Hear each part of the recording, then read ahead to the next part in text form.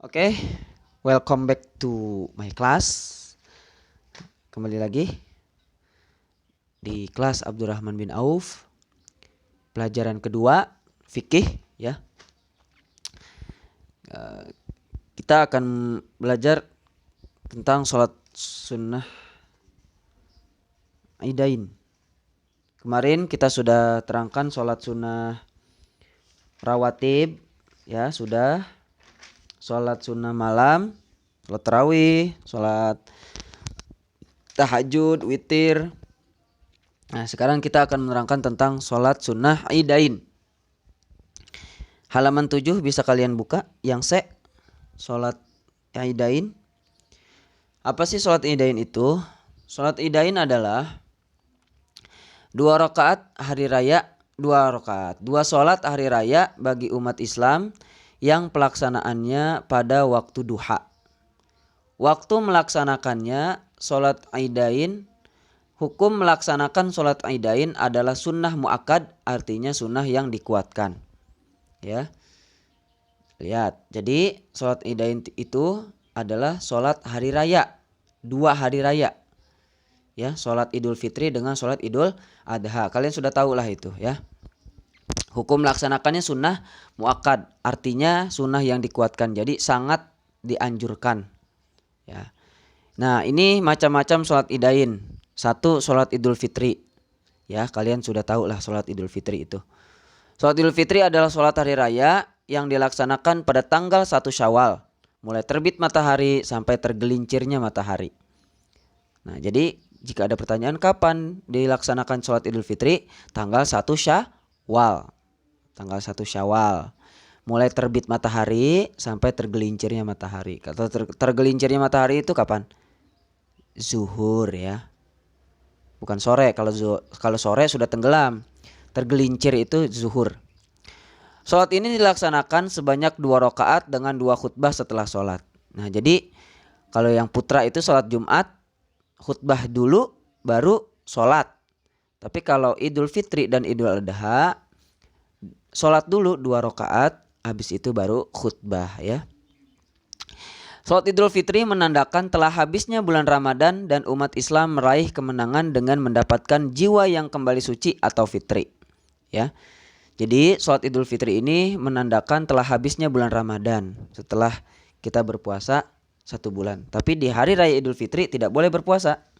Nah, silakan lihat sabda Rasulullah SAW. Nah, lihat di halaman 7 yang paling bawah itu ada hadis an ummi atiyata qalat amarna Rasulullah sallallahu alaihi wasallam an nakhraja fil fitri wal adhal awaiqa wal haidu wa dhawatul khuduri. Artinya dari lihat artinya halaman 8. Dari Ummi Atiyah radhiyallahu anha, ia berkata, Nabi Muhammad sallallahu alaihi wasallam tidak pergi mengerjakan sholat pada hari raya Idul Fitri sebelum beliau memakan biji kurma terlebih dahulu. Jadi sebelum kita berangkat ke masjid melaksanakan sholat Idul Fitri, itu disunahkan untuk makan buah kurma terlebih dahulu ya. Lanjut. 2. Sholat Idul Adha. Tadi sholat Idul Fitri ya. Sekarang sholat Idul Adha. Bisa kalian lihat halaman 8 yang 2 tuh. Sholat Idul Adha. Sholat Idul Adha adalah sholat hari raya yang dilaksanakan pada tanggal 10 Zulhijjah. Kalau Idul Fitri tadi tanggal berapa? 1 Syawal. Ya, kalau Idul Adha 10 Zulhijjah. Mulai terbit matahari sampai tergelincirnya matahari ya, sama. Sholat ini menandakan telah berakhirnya ibadah wukuf di Bukit Arafah bagi orang-orang yang melaksanakan ibadah haji. Kalau tadi sholat Idul Fitri dilaksanakan pada 1 Syawal dan menandakan bahwa berakhirnya bulan Ramadan. Kalau Idul Adha dilaksanakan pada tanggal 10 Zulhijjah dan menandakan bahwa berakhirnya ibadah wukuf di Bukit Arafah bagi orang-orang yang melaksanakan ibadah haji di Mekkah. Jadi di sini kita sholat Idul Adha, kalau di sana berakhirnya wukuf di rafah bagi orang-orang yang melaksanakan ibadah haji. Di antara yang disunahkan adalah makan sesudah kembali dari sholat, ya. Jadi setelah kita sholat, setelah kita melaksanakan sholat Idul Adha dan mendengarkan 2 khutbah, kita pulang nih ke rumah. Nah, sesampainya di rumah kita disunahkan untuk makan, ya, makan setelah pulang dari masjid. Ya, kita lihat sabda Rasulullah SAW itu ada di yang kedua, ya. An Buraidata, ada An Buraidata radhiyallahu anhu qala kana Rasulullah sallallahu alaihi wasallam la yaghdu yaumal fitri hatta ya'kula wa la ya'kula yaumal adha hatta yarji'a. Dari Buraidah radhiyallahu anhu, ia berkata bahwa Rasulullah sallallahu alaihi wasallam tidak berangkat sholat hari raya Idul Fitri melainkan setelah makan. Dan beliau tidak makan pada hari raya Idul Adha melainkan setelah kembali dari sholat. Perbedaannya, sholat Idul Fitri Rasulullah makan dulu baru berangkat ke masjid. Kalau sholat Idul Adha sebelum berangkat ke masjid Rasul nggak makan. Tapi setelah sholat Idul Adha Rasulullah makan. Jadi kalau Idul Fitri mah makannya sebelum sholat. Kalau Idul Adha makannya sesudah sholat. Jadi seperti itu.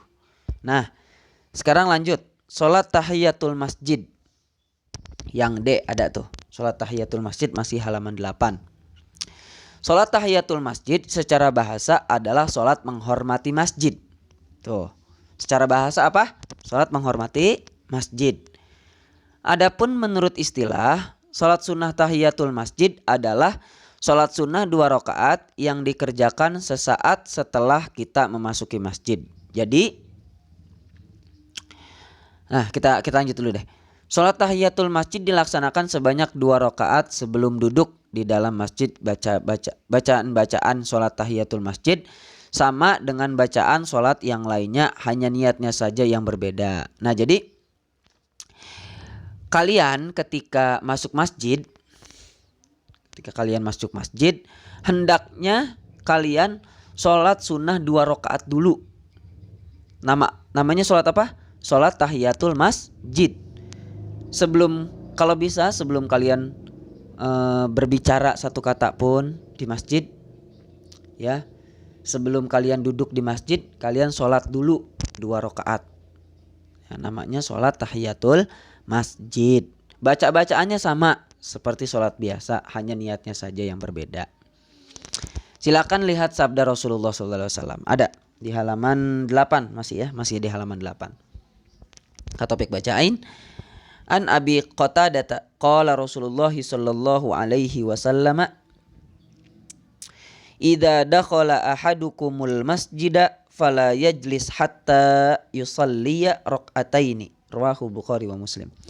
Dari Abu Qatadah radhiyallahu an telah bersabda Rasulullah sallallahu alaihi wasallam, apabila seseorang di antara kamu masuk masjid, janganlah kamu duduk terlebih dahulu sebelum kamu sholat 2 rakaat atau sholat tahiyatul masjid. Hadis riwayat Bukhari dan Muslim. Nah, itu sholat tahiyatul masjid. Nah, sekarang sholat yang selanjutnya apa? Sholat sunnah duha. Yang halaman 9 ada. Ya, sholat sunnah duha. Apa sih sholat sunnah duha itu? Sholat sunnah duha adalah sholat sunnah yang dikerjakan pada waktu duha. Nah, makanya dinamakan sholat sunnah duha. Yaitu ketika matahari telah terbit atau naik kurang lebih 7 hasta. Sehingga terasa panas menjelang sholat zuhur atau sekitar pukul 7.00. Ya, pukul 7. Itu kalau pukul jam 7 tepat, ya, jam 7 tepat itu sudah masuk sholat duha. Kalian boleh tuh sholat duha di pukul 7 sampai pukul 11. Ya, kalau kalian sholat pukul 11 ke sana, pukul 11 lewat, ya jam 11 lewat, itu bukan termasuk sholat duha. Ya, karena batasnya hanya sampai pukul 11 tepat saja. Sholat duha sebaiknya dikerjakan pada 1/4 kedua dalam sehari atau sekitar pukul 9. Nah itu paling baik dikerjakannya. Jadi sholat duha paling baik dikerjakan pada pukul 9 pagi. Sholat duha dilakukan secara sendiri atau tidak berjamaah atau munfarid. Jadi kalau kita melaksanakan sholat duha sebaiknya melaksanakannya sendiri atau tidak berjamaah. Disebutnya sholat munfarid. Nah ini keutamaan bagi orang yang melaksanakan sholat duha. 1. Akan diampuni dosanya. Jadi orang yang sering sholat duha akan diampuni dosanya. Nomor 2, sholat duha bernilai sodakoh bagi seluruh persendian tubuh manusia. Nah, jadi ketika kita melaksanakan sholat sunnah duha, sama saja kita mensodakohkan seluruh persendian tubuh manusia. Inilah sebab kenapa sih sholat sunnah duha itu seperti sholat untuk menarik rezeki. Nah ini jawabannya. Karena sholat duha seperti mensodakohkan seluruh persendian tubuh manusia. Jadi seperti itu. Nomor 3, akan dibangunkan sebuah rumah di surga. Waduh, keren. Jadi kelas 3 Abdurrahman bin Auf mau nggak dibangunkan sebuah rumah di surga? Jawabannya sering-seringlah sholat sunnah duha. Jadi itu sholat sunnah duha pembahasan hari ini. Nah dari pembahasan kita dari kemarin di sini adalah macam-macam sholat sunnah muakkad. Ya, lihat di halaman 4.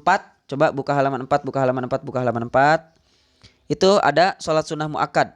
1. Sholat sunnah muakkad. Ya. 1. Sholat sunnah rawatib yang kemarin ada 20 rakaat itu. Ya. 2. Sholat sunnah malam yaitu sholat sunnah tahajud, tarawih dan witir. Ada yang ketiga sholat idain, sholat idul fitri dan idul adha. Keempat sholat tahiyatul masjid.